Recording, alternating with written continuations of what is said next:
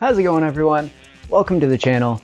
I am Sid and I'm here to share some social media tips with you. I spent the last 10 years working on and off in social media content creation and social media account management, and I'm here to share some stuff with you to help you get to your first 100 followers on Instagram. I know it sounds like a lot, but it's really not that hard.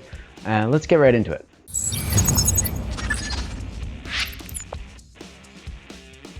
So it's been a while since I posted anything on the channel, but it was the whole COVID lockdown thing. I feel like everyone deserves a bit of a pass on that one. Fortunately, over the past year, spent a lot of time figuring out where I wanted to go with my life, what was important to me. And one of the things was my lifestyle needed a massive overhaul. I started eating much cleaner, started exercising. Me and my wife started a plant-based lifestyle Instagram blog, and we've been having a lot of fun with that, taking some cool food pictures. I've been able to use my previous experience working in professional kitchens as well, and it's been a blast. We're at about 150 followers right now, so definitely not a big channel by any means. But I wanted to share some of the things with you guys that helped us hit our first 100, because it can seem really daunting if you're new to Instagram, you don't understand algorithms very well. It can get overwhelming really quickly. Back when I first started working on Instagram, it was purely chronological. There was no algorithm really to speak of. It was just post as many hashtags as you could possibly cram in there, get as much reach as you could through that. And engagement wasn't really that hard to find, but today, if you're not working with the algorithm, you're just not going to get shown to anybody.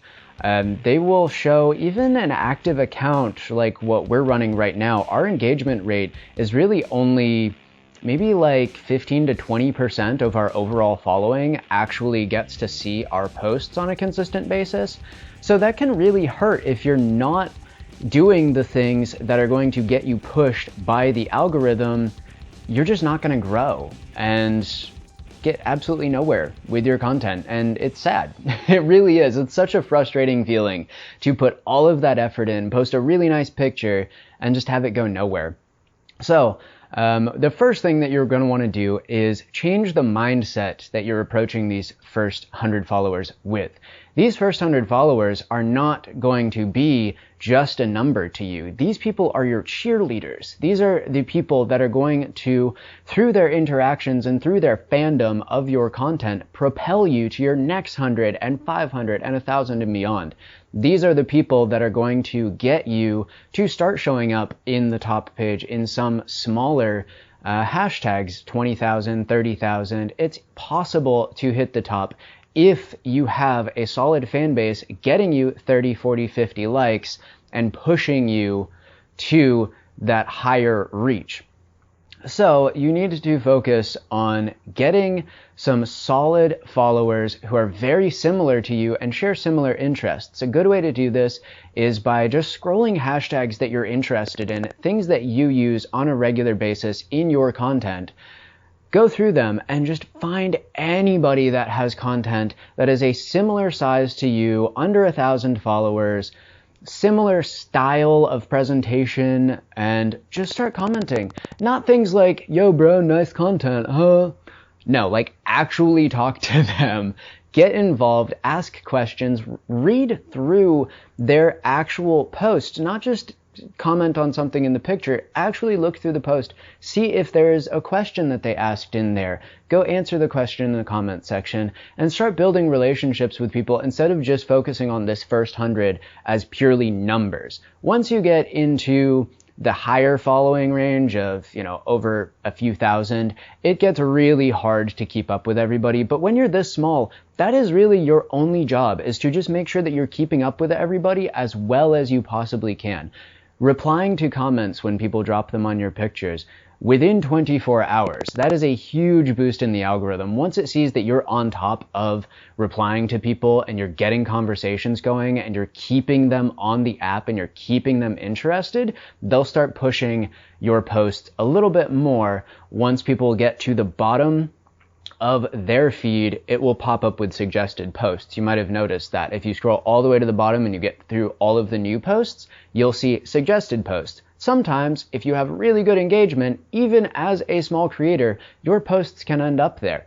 With ours, we get maybe 2 or 3 of those impressions per post, but we're only at 150 followers. We're not very big. Out of those, you're going to get a couple followers here and there, and it will help you snowball. The more you get those coming in, the more people Instagram starts pushing your content to in those suggested feeds, and the easier it is for you to start ranking in some actual hashtags. That brings us to hashtag strategy. How do you use hashtags without just being a freaking spam monster? That is a huge problem that I see on Instagram, is people using all 30 hashtags. Maybe they relate to the post or not. Maybe they're just copy pasting from every single one that they do. It's the same hashtags every time, and that is going to get you blocked by Instagram. Not hard blocked, not banned, but they're just not going to promote you because they're going to start seeing you as spam.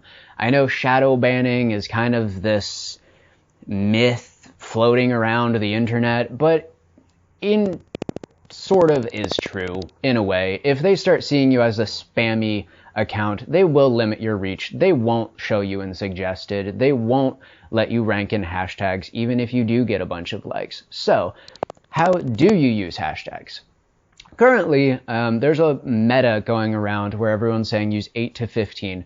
That's what we've been trying to do. You can use up to 30, but I wouldn't suggest it. Personally, I don't feel like it's a very good look, and unless you are actually coming up with 20 or 30 really solid targeted hashtags, it's going to end up hurting you in the eyes of the algorithm more than helping you. It seems to confuse things a little bit. Just based off of our experience, the ones that we posted a bunch of hashtags on got actually less views from hashtags, or less impressions, I should say, from hashtags compared to ones where we used much more targeted hashtags in the 8 to 15 range. Usually we're shooting for about 12 right now.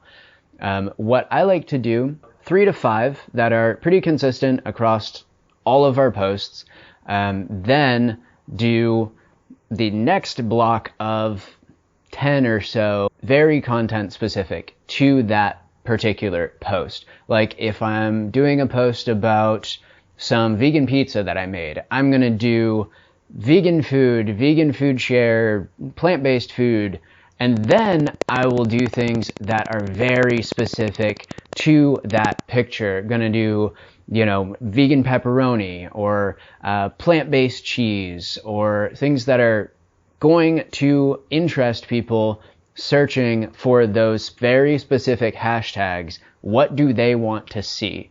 And that will help the algorithm to figure out what the heck your content is about and start suggesting you to some people with similar interests. Another really good thing that you can do to start getting some traction is make sure that you post daily. I'm not going to sit here and lie and tell you that that's easy, or tell you that I expect everyone to post 2 or 3 times a day, and if you're not posting 3 times a day, then you're not going to get anywhere. Of course, posting 2 or 3 times a day is going to be really beneficial, especially starting off. You're going to get a lot more traction doing that. But personally, for my wife and I working on our account, that's just not really feasible most days. We both work. We have a dog that we have to take care of. We have household chores. You can't expect everyone to do 2 or 3 shots every single day. Depending on your content, it might be a little bit easier. But make sure you are at least posting 1 good quality post every day that is interesting to your target audience. Next, definitely make sure that you touch up your profile picture and your bio. Don't just do a quick little selfie on the phone. That's okay, that's good, but it's not going to make you stand out. When people are scrolling through suggested accounts and that little thing pops up with new to Instagram, and Instagram's trying to push you and give you that little boost, if your profile picture isn't up to par, they're just going to skip right by.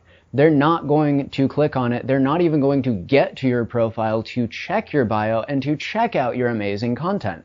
So make sure you take a somewhat nice selfie. Get someone to take it for you. If you have a friend that's into photography, have them go out and take some shots with you, pick the best one, edit it up, use that as your profile picture. Don't just stick with this simple selfie. It looks terrible. Just don't do it.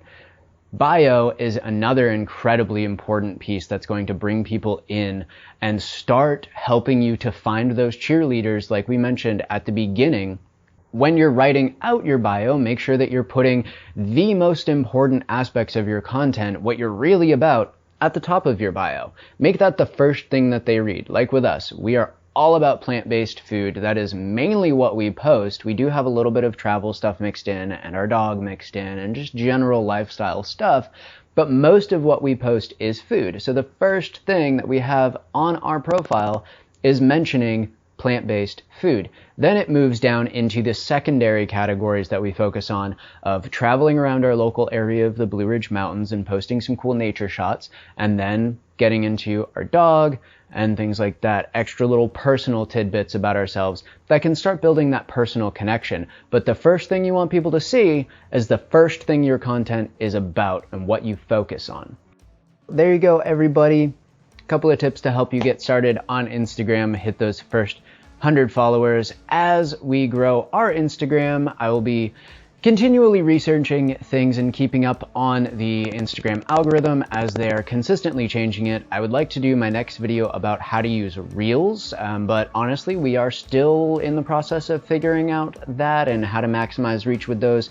We've had a few that are getting up close to 1,000 views, and we have seen some activity from them, but I would like to work on that a little bit more before I drop a video about it.